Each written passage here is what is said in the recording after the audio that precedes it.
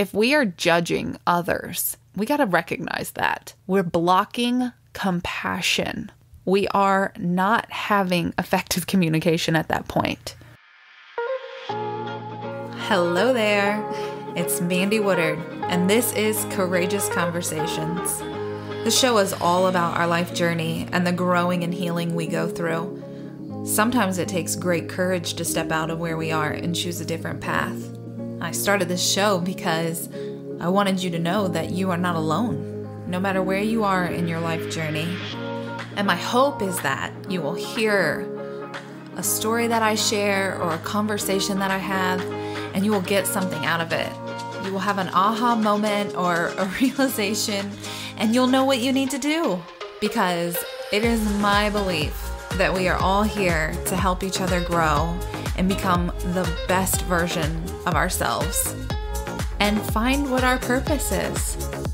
So thank you for being here. Thank you for listening. Let's get started.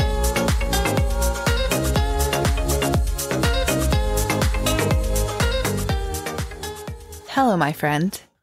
Welcome to episode 26. Today is May 9th. Man, this year is just flying by. I cannot even believe that it is already May. You know what? I have thought about this episode all week, which tends to happen when I know I'm doing a solo one. I will think about the concept, the idea, what I'm going to share. But this one I have wanted to do pretty much since I started Courageous Conversations. I am going to be talking about something that I actually talk a lot about with my clients.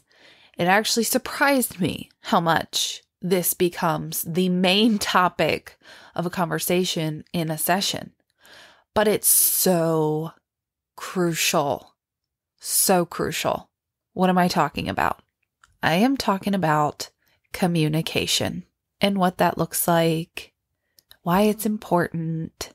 I actually might end up teaching a good bit on this episode, but I know it's valuable, valuable stuff. Before I jump in, though, to this conversation, I want to invite you to hop on my weekly emails. So I'm putting a lot more emphasis in that space. I don't know if you follow me on Instagram, maybe Facebook, wherever you might have found me from. But emails is where I'm going to be putting so much more of my attention.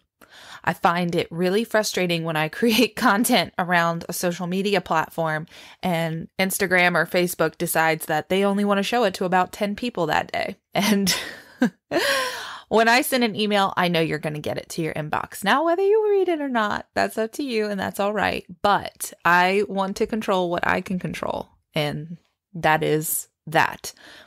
I really spend a lot of time pulling together free materials to share because I just love this stuff so much, but it's not finding its way to people enough. And I know that an email list is the way to go. So if you're not on my email list, hop on it. You can go to lionheartcoachingco.com to join, and I send out a weekly love letter every Friday morning. So hop on there so you can see this week's. Okay, communication. In my opinion, communication can literally make or break a relationship. This is my opinion. I don't know if it's fact. It feels pretty damn accurate. Think about it though. How many times has something gone wrong and the reason was because of miscommunication? Or a relationship ends or fizzles out and it's because there was no communication, a lack of communication. This is why I feel like it is the most important part of any relationship. The other piece to this is when we're not communicating or we're not communicating effectively, it leads to a lot of frustration. It can lead to a lot of frustration and this buildup of negative energy. And I want to just present you with some basic ideas or things to think about today so that maybe you can move forward in that direction of effective communicating. Let me tell you something. They say you teach what it is that you needed to learn the most. And I would say this is definitely one of the things that I needed to learn the most. I am still learning. I am still working on this all the time. And I'll give you some examples, even as recent as this morning. But just know, I know how freaking hard it is to communicate effectively or to not lose your crap and raise your voice and say all the things that you know you shouldn't say. I know it's hard. So I just want to put that compassionate connection, whatever you want to call it, up front there. I get it. And I have no judgment. None. Because I am human too. I think I say that every episode that I do individually. Like, listen, we're on the boat together. We're all learning together. All right. So one of the biggest areas where the communication was something I really had to work on was with my marriage and my children, of course. Like these are the most important relationships in my life right now, are the ones with my kids and the one with my husband. And for a very long time, I don't want to say I didn't know how to communicate, because I don't think I think that discredits me just a little too much. A lot of what we do in adulthood is what we learned in childhood. And although there was a lot of yelling and not able to really communicate effectively, especially in the heat of a moment, we always came together. We always had a family meeting, and we always laid everything out on the table and said what we were feeling, and we said it honestly. I am 100% aware of how lucky I am that was a process that my mom and my then stepdad did on a regular basis. So it really helped me when me and my husband were not when we were first together, but definitely several years in, not quite married yet. I think it was probably the opposite for him. It was like, once it was done, it was done. You kind of just moved on from it. So right before we got married, I was like, we'd had a rocky start to our relationship. And one of the things was miscommunication, not talking about things when we were upset, not sharing like, this hurt me, or I didn't like when you said this, or you did this, or maybe we were talking too abrasively to each other. So when we first were about to get married, we recognized, like, if we are going to be in this for the long term, we have got to get in a place where we can talk about things after we've had any sort of fight or disagreement. And that was the start, but that was definitely not enough, because we would get in these fights and stay in these cycles. We had the same disagreement year after year after year after year. And it wasn't until we learned how to communicate effectively that we were able to break that cycle. And I am really proud to say that we have, for the most part, broken that cycle. We talked about a few episodes back when my husband was on the podcast how different we are. Well, a huge piece of being able to accept each other's differences is also being able to communicate honestly with each other when it's needed, especially as it pertains to our differences. And then, of course, with my kids, I did a lot of yelling when they were little. I sat down with a counselor in 2018 with my husband. We were both really at our wits' end with each other at that point. We'd seen other marriage counselors in the past, never felt like we could make any progress. I also think it has, I'm not trying to blame and place responsibility on somebody else, but I also don't think we were seeing a very good therapist those first few visits. I think we had 5 or 6 visits with this one in particular. So in 2018, I had a counselor that I was actually really good friends with, and I connected with her and was like, hey, Richie and I are really struggling. We could really use some counseling. Would you be willing to come to the house and sit with us? 'Cause she wasn't practicing in any location at that point. And she said, yeah. So she came and we sat with her for 2 hours and we talked through so many things. And one of the biggest things that my husband and I still utilize to this day is the rules of arguing. But it's within those rules of arguing that we really dove into the communication piece. And we talked about the fact that I yelled. And I just thought, it's just who I am. I'm just a loud person. I just raise my voice. And I love her so much for calling me out on that, because she was like, just because it's who you think you are doesn't mean that it's okay. And I was like, damn.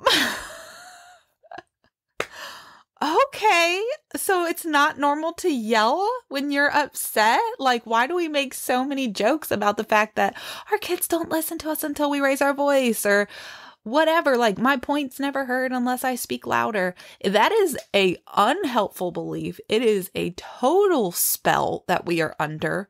And if that is you right now, then maybe this is you. Maybe this is a necessary thing for you to hear, is it's actually not normal to yell all the time. It's not okay to yell all the time. And it's not effective communication. The second you raise your voice, that volume goes up, the other person turns their listening ears down. They don't hear you. Now, I'm not going to lie. Sometimes I still raise my voice. If my kids are being too loud and they're either yelling at me or they're yelling at each other, I will do a quick, hey, knock it off. We have to talk. But I don't scream at them. I don't raise my voice the way that I used to raise my voice. So one of the things she said is, it's not the fact that you're arguing, it's how you're arguing. You're arguing in a way that's not effective. How self-aware are you when you're talking? Can you recognize when you have a tone? Are you open to the other person saying that you have a tone? That's hard to hear. Like, hey, you have a tone right now. And I don't know if you realize it or not. I always have had this tone.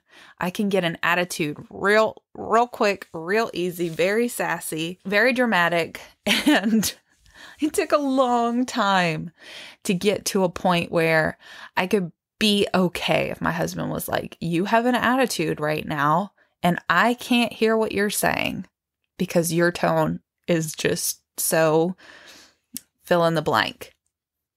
So being self-aware, that's a huge thing within life coaching in general that I teach, is becoming aware of yourself and what it is that you're doing. But it's very big in communication as well. I'll give you that example from today. This morning, I woke up and I don't know what was wrong with me. I felt totally off, very irritable. I know that when my hormones shift in my cycle, I get irritable. It feels like there is a freaking Woody the Woodpecker in my head every time I hear a noise. I can't handle it. I mean, I can handle it. I find ways to handle it. I cope, but it's difficult and it makes me not a very nice person. So I've really worked to become self-aware in that time frame, because I want to be able to say to my husband or my kids, like, I am not my best self today. I am definitely going through that hormonal shift. So please don't ask me anything, because I don't want to snap at you, but I might actually snap at you. And then also asking for grace in that timing, because I just know that I'm not going to communicate well.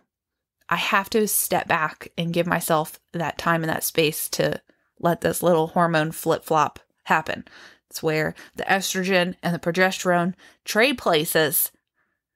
And it is really difficult for women. And we need to stop pretending like it's not, because I have so many clients and so many friends that tell me that this is something they have to work through every month. And it affects your relationships if you're not careful. It affects your communication. Oh, so the actual example is I said to my husband this morning, he was asking me questions, wants to know about plans this weekend. And I'm just like, honey, you know, that space and time when it's like, there's a shift happening for me and I'm not so nice in that space. He's like, yeah. I'm like, yeah, we're there. We're there today. So if you could just not talk to me. It's not you, it's me. And I don't want to say something. I don't want to blow up over nothing. So like, I just need space today. He's done a very good job of honoring that. And that is that second piece, is you have to honor that. So the key there is sometimes we just need to inform the other person. Like, I'm not my best self. This could prevent so many conflicts because, listen, maybe you're listening and you're not a female and you don't have the hormone shift every month. But maybe you had a really bad day and you walked in from work and you just don't have the patience for it. This is a perfect opportunity for you to inform your partner, like, I am not my best self today. Please give me grace. And it will prevent so much of that miscommunication, saying things you don't mean, and taking things in a direction that's not helpful. All right, let's move on. In 2019, I love highlighting the years for some reason. I feel like I always kind of reflect on when I first learned something. So in 2019, my life coach told me to read the book, Nonviolent Communication. And she told me because I was struggling with communication with one of my kids, and I just could not figure out how to navigate the situation we were in. And we were actively in therapy as well. So I was seeing a life coach and a therapist at the same time. Remember my episode on healing? There's no one way to heal. Like, this was where we were at. And my life coach was giving me tools, and my therapist was helping us reconnect as a family and move forward with that and, coping skills there. So it was really awesome to be able to have both of them giving me tools and things to do. And nonviolent communication was one of the big turning points for me and my family in that time period. So because it was so powerful and so impactful, it stuck with me this whole entire time. And now I am teaching it to my clients. And it doesn't matter if it is because they are having struggles with their kids, they're having struggles with their spouse, or if they're having struggles within their workplace. Maybe they're an employee and they need to have a conversation with their boss. Maybe it is the boss and they need to be able to work out something with their employee. This process is just so incredibly impactful for any relationship that you have. It's a 4-step process, and I am going to talk through it. I am going to teach it. Before I jump into the process, though, I want to talk about communication that blocks compassion. I just talked a minute ago about what can happen when we're not our best self, and that can disrupt the flow of communication. But there are other things that we do or others do that block that level of compassion. And when the compassion is blocked, you can no longer hear the other person. So there is a list, and I'm going to read through it. This is from the book, Nonviolent Communication, and I will link that in the show notes. I'm going to be so honest. Book review time. This book is very boring to read. It is so boring. And my husband listened to it, and he was like, I doze off every time. He was afraid to listen to it when he would be driving because he thought for sure he would fall asleep. So, most of my clients are like, Mandy, I'm never going to read this. So can you just teach me what's in the book? Okay, fine, I will. But go read it if you can. Because even if you just get it and bullet point, highlight some things, which I do recommend buying the actual physical copy, because you can highlight things or circle things and memorize these parts, because it's how you're going to ingrain it in your brain, is to read it and practice it and then execute it. Teach it to your spouse, teach it to your children. That is what is going to reinforce it. Because, 2019, how many years has this been? 19, 20, 21, 22, 23. So 5 years I've known about this practice. It has been more reinforced in my personal life because I am now teaching it. So when you can teach something, you can really, really ingrain it for yourself. So go out and teach. Each one, teach one. That's what I like to say. A friend of mine said that. Actually, Asante, he was on this podcast last season. He said that to me a long time ago. Each one, teach one. So you learn it, and then you go teach it. All right, let's dive in to the communication that blocks compassion. The first one is moralistic judgments. Moralistic judgments imply wrongness or badness on the part of the people who don't act in harmony with our values. Examples would be, she's lazy, or that's inappropriate, or they're picky. When we have those kind of judgments, the other person becomes defensive. So we want to kind of recognize when we're doing that. And I think a lot of us judge naturally. The next would be making comparisons, because comparisons are a form of judgment. So like comparing one kid to the other, or comparing your life to someone else's life, what he did versus what she did. You will start to feel miserable as you engage in those kind of comparisons. And that's what we don't want. And the other thing is too, like if you're so busy comparing yourself to the other person, you don't really have compassion for them anymore. And that's the big thing, is blocking the compassion. You think they have it easy. Look at them with their fancy car and their fancy house. They have it made. And you're no longer seeing them on a human level. All right. The next one I'm going to talk about today is a big one for me. And I know I hit on this a lot. And it is the denial of responsibility. This is life alienating, is what he refers to it as, the author of the book. His name is Marshall, by the way.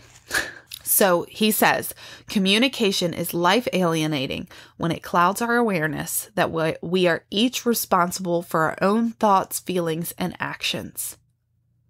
The use of the common expression have to, as in there are things you have to do whether you like it or not, illustrates how personal responsibility for our actions can be obscured in speech. The phrase makes one feel as in, you make me feel guilty. So this is another example of how language facilitates denial of responsibility of our own feelings and thoughts. Now that is really important, because we can say how we feel, like I feel X, but you can't say you make me feel X. Now, denial of responsibility is you denying your responsibility, is you denying your own emotions and your own responsibility for those emotions in that moment. But let's also think of it like this, where somebody else is completely denying responsibility of their part in whatever your situation might be. When somebody denies responsibility, what kind of relationship do you want to have with them? It really does drive a wedge. It is life alienating. It's alienating. And for me personally, some of the key people in my life who have denied responsibility, I don't have a relationship with them anymore. I just don't. If you can't take responsibility for your part, that can be so hurtful that I just can't. I can't be in any type of relationship with you. And that's me personally. I'm not saying that that's for everybody. But for me, if you can't be honest with yourself and you can't be honest with me, I don't know how to move forward and have a healthy relationship with you. All right, let's now dive into the 4 components of nonviolent communication. Before I do, I hope you will listen. Don't hit fast forward, but I want to read you a poem.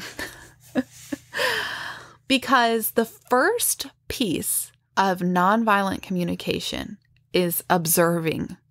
It's your observation, without judgments, without opinions, without evaluating the person or the thing. That first component of observing. So there's this little poem in the book at the beginning of chapter 3, and I really want to read it to you. This is actually written by the author, Marshall B. Rosenberg.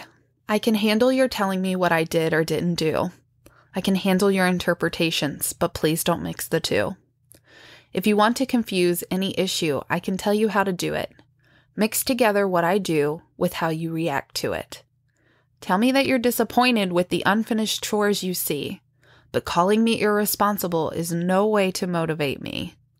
And tell me that you're feeling hurt when I say no to your advances, but calling me a frigid man won't increase your future chances. I can handle your telling me what I did or didn't do, and I can handle your interpretations, but please don't mix the two.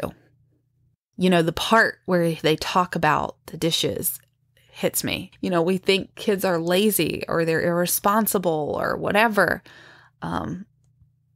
It's not that you can't connect the action to this, like you are not your choices. You are not lazy just because you keep your room a mess. You just don't like cleaning your room. So becoming that observer and not mixing together that interpretation, like what you're interpreting it to be. So, you have a friend, maybe she talks about other people. Point blank, she talks about other people. That's the observation. But if you're like, she is a gossipy know-it-all, like that is then you're mixing it up. That's your opinion. That's your judgment. So like there's another little poem on the other side. I'm not going to read this whole thing, but this little part of it, he says, I've never seen a stupid kid. I've seen a kid who sometimes did things I didn't understand or things in ways I hadn't planned. I've seen a kid who hadn't seen the same places where I had been, but he was not a stupid kid. Before you call him stupid, think, was he a stupid kid or did he just know different things than you did? And I really want to read the lazy one too. He says, I've never seen a lazy man. I've seen a man who never ran while I watched him. And I've seen a man who sometimes slept between lunch and dinner, and who'd stay at home upon a rainy day. But he was not a lazy man. Before you call me crazy, think, was he a lazy man? Or did he just do things we label lazy? When we start to add our judgments in to any type of disagreement or situation, the other person is naturally going to become defensive. And then you're not going to get anywhere. And that's why it's so important to stay free and clear of those judgments. You have to only state the fact of what's happened. So that is step 1, observation, observe. Step 2 is feelings. How are you feeling based off the observation that you have made? So whenever I'm sitting with my clients, I have to remind them, think about how you feel in this moment. Don't add a judgment to this either. And you can't say, you make me feel. You can say, you did not do the dishes today while I was at work, and I feel frustrated. And then 3, what's the need? Step 3 is need. What do you need to enrich your life or to feel better? I need to know that we are a team and you're going to be able to pick up the slack when I'm not home. So 4, what's the request? I'm really tired today. Could you please do the dishes before we go to bed tonight? Okay, that was an example I just rattled off the top of my head, but I bet he has a better one in here. He elaborates on requests too, by the way. Like this whole book, he elaborates through each thing. And even has little tests and quizzes. So yeah, I'm really plugging this book a lot, but it's because it's really good. So the request using positive action language. So what's important is that you request what you do want and not what you don't want. It's like if you see a kid jumping on a bed, you're not going to say, stop jumping on a bed. You're going to say, please sit down. Because the second you say jump on the bed, they're just going to keep jumping on the bed. You have to say what you do want, not what you don't want. Just to recap, the nonviolent communication process, the concrete actions we observe that are affecting our well-being, how we feel in relation to what we observe, the needs, values, desires, etc.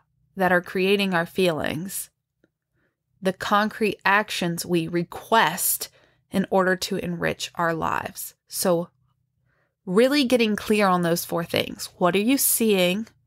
How are you feeling in relation to what you're seeing?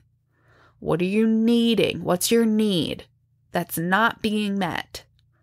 And what is it that you can request in order to enrich your life? I loved this example. It's a very simple example that he gave. A mother's child has socks all over the living room floor. This is his example that he gives in the book. He says, when I see 2 balls of solid socks under the coffee table and another 3 next to the TV, I feel irritated because I'm needing more order in the rooms that we share in common. And then that 4th component, that request would be, would you be willing to put your socks in your room or in the washing machine? I know every parent listening to this is like, that is not how that goes. It can though. It can. It takes practice. It takes trying over and over and over again, teaching your kids the nonviolent communication process. So there's two components when it comes to the nonviolent communication process. One is expressing honestly through these four components. And the second is receiving empathetically through the four components. So when you're listening to somebody else talk to you, you can hear what they're observing, hear what they're feeling, kind of try to draw out what that need is and what they're asking of you. And you can kind of feed it back to them. So I'm hearing you say this, and you're feeling this, you're needing this, so you're asking this. It takes quite a bit of practice. I'm not going to lie. But this is compassionate communication. This is literally the key to everything. Because if your relationships aren't good, neither are you, honestly. I mean, anytime I'm off with my family, I feel it so deeply. And whenever we're struggling, we pull out the book. And it's been a long time since we've had to actually pull out the book. But I will go get a piece of paper. If me and my husband are in conflict and we cannot get to a resolution, then I will go get a piece of paper and I'll write observation, feeling, need, request. And then we both will do it separately and then kind of come together to work through whatever it is we need to work through. And another really powerful tool that I've talked about on here is being able to throw more information on a table. So just for example, if you are in some sort of a disagreement or conflict, asking more questions. Get more information on the table. What's your fear? How long has this bothered you? What would be your dream in this situation? How did you see your parents handle this? And maybe you just throw this more information on the table for yourself to be able to navigate why something is even bothering you. And then you go bring it to your partner or whoever it is you're in conflict with and share what you're observing, what you're feeling, what you're needing, and what you're requesting. I could sit here and give you a million examples, but we don't have time for that, my friend. I will say, go buy the book. And I'll also say, if the only thing you can do in terms of improving your communication right now is having that self-awareness, then by all means, that's good enough. Because we cannot grow if we don't take time to step back and look in the mirror. If we are judging others, we gotta recognize that. We're blocking compassion. We are not having effective communication at that point. If you're coming from a place of judgment, you are not having effective communication. If you are denying responsibility, you make me feel guilty. That's denying responsibility. If we're denying responsibility for our part in a situation, like the hurt that we may have caused somebody, go back to that self-awareness. It really starts there. Recognize what it is that you need to improve on. And ask the question. I posed this to you guys in one of the beginning episodes of season 3. What do I need to know that I don't want to know, but I should? Ask that to the people closest to you. Because they're going to tell you, and allow them that space to share that with you. Allow them to communicate with you what they're feeling. Ask them what they need. Think about what it is you might need. I really hope that you were able to take some good stuff away from this episode. I feel like there's so much more I could say, but I'm going to leave it at this for now. If you got value out of it, though, I would really love if you shared it. That would mean the world to me. And you can tag me on social. My handle is @lifewithmandy_. And as always, please remember, you are valued and you are appreciated and you are loved. Bye now.